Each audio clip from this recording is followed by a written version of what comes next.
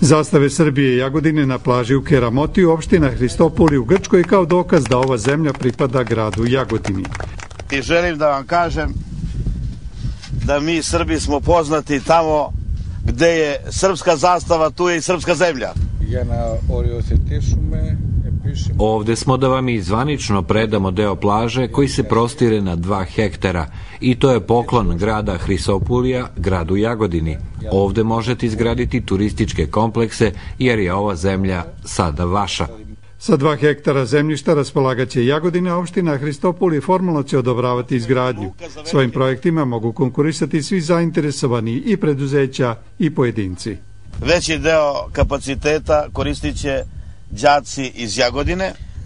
Πιο πολλοί θα είναι οι φοιτητές από την Ιαγωδίνα και φοιτητές και μαθητές. Jer mi već 7 godina šaljemo đake na more besplatno o trošku Skupštine grada Jagodine.